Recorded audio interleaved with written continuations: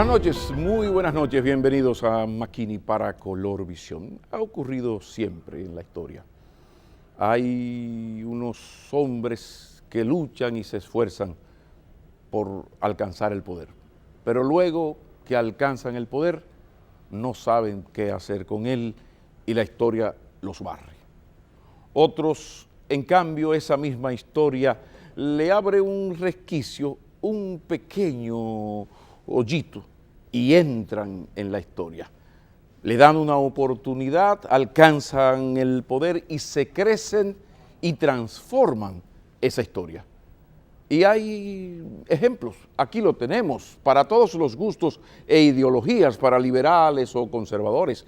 Tenemos el caso de un joven de San Cristóbal que se enganchó al ejército que creó la ocupación norteamericana y terminó siendo el delfín de los norteamericanos para ocupar la presidencia después de un histórico error de un presidente en 1924. Se llamaba Rafael Leónidas Trujillo y estuvo 31 años dirigiendo los destinos nacionales. Para bien o para mal, para mi gusto, sumamente mal. Hubo otro, el delfín preferido, el funcionario quizás más opaco, menos carismático, más misterioso de todos los funcionarios y delfines de Rafael Leónidas Trujillo. Era un tipo raro, porque el dictador decía, pero es que no es mujeriego, no es gay, no es bebedor, no me pide nada, no roba. Si no le pones la conversación, él no te viene a contar cosas. ¿Quién es este señor? Así de opaco era Joaquín Antonio Balaguer Ricardo. Pero ocurrió que falló después de abril, falló la fórmula Guzmán y el imperialismo lo escogió y le dio la oportunidad de dirigir el país. Lo impuso en 1966 y ya ustedes saben el resto. Fuera de aquí recordemos a Hugo Chávez, un teniente coronel golpista, ¿por qué no decirlo?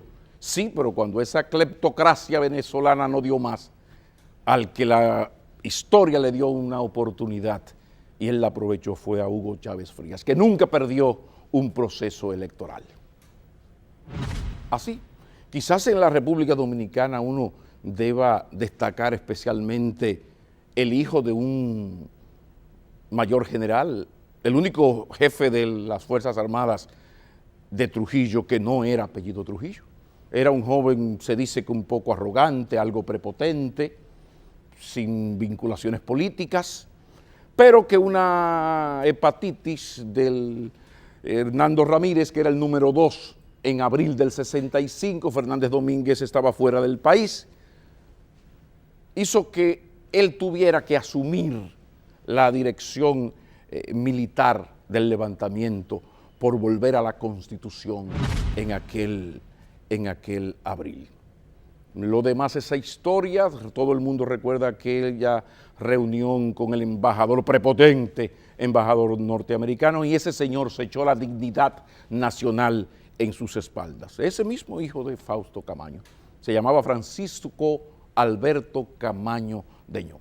Les pongo estos ejemplos porque la pregunta es, ¿a cuál de estos dos grupos de políticos, de personajes, pertenece nuestro invitado de hoy?